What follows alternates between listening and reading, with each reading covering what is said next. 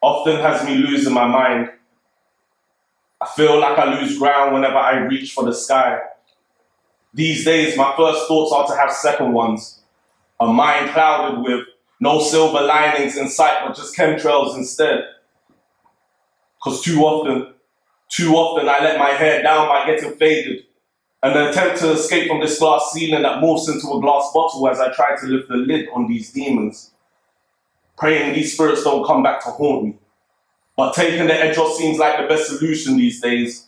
I'm currently at crossroads with paths I should take, thinking maybe I should stick to accounting and give up writing, but right now nothing's adding up or making sense to me, and it drives me berserk. But at the end of the day, all I know is I'm at one with words. You don't know pressure until you have your parents. You don't know pressure until your parents only have your shoulders for dependents to carry their name, legacy, and investments, surrounded by their culture, which has always learned to play it safe and have never known to dare, but bearing fruits becomes futile when you can't even grow a pear. I'm trying to uncover the power I have instilled within, and that doesn't seem to involve a corporate life. So I don't wear fancy suits or shoes or dress smart no more. I want to know what it's like being in Superman's shoes, because I don't want to walk in Clark's no more. I can't lie. Say these times are not testing. I try to remind myself this gift was God's blessing. So whenever I lose faith, I urge myself to have some patience, because if God works in mysterious ways, then the devil's work must be blatant. But then there are days I break down in the toilet staring at my piss, wondering if it'll be my biggest pot of gold and that I won't amount to shit. A mind more fragile than life itself, overloaded with thoughts that weigh me down or wear me out, to the point that I discovered there's a fine line between losing your mind and it just being in several places at once. It feels like there are bullet holes in my feet. Perhaps it's from the guns I'm sticking to. I'm still living off a stipend and not off my pen, wondering if the writing will remain on the wall or end up in history books. I place more energy in questioning than answering my calling. So instead of maintaining the same drive, I end up stalling, clutching onto insecurities rather than keeping myself on the pedal still. My eyes go off the ball.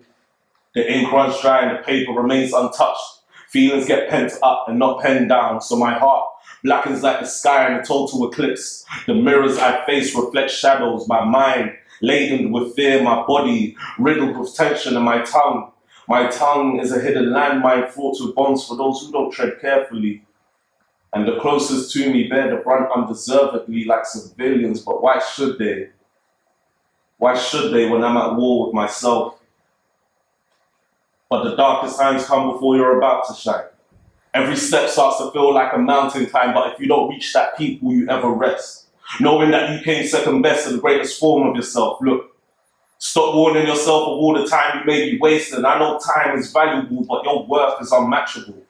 Without your talents, gifts, and skills, you wouldn't be here in this place for a reason. You were the man from when you won the race in the seaman.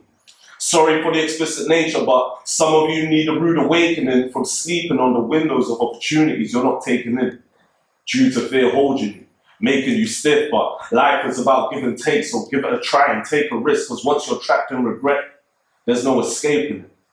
The world is your platform, 9 3/4, you'll run into brick walls, but believe me, it'll still take you places.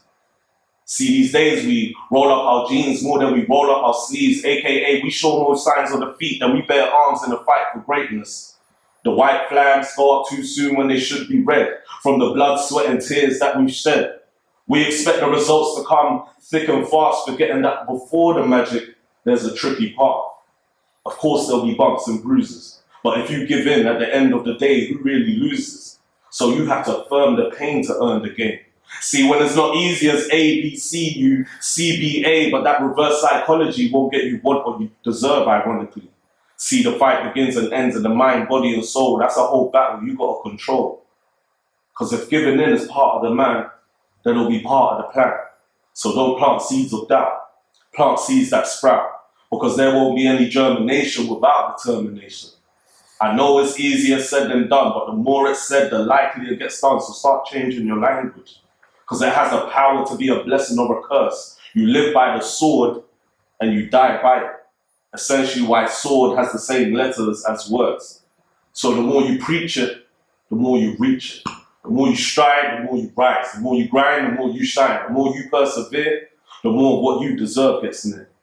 The world is your platform, 9 3/4. You'll run into brick walls, but believe me, you'll still take you places.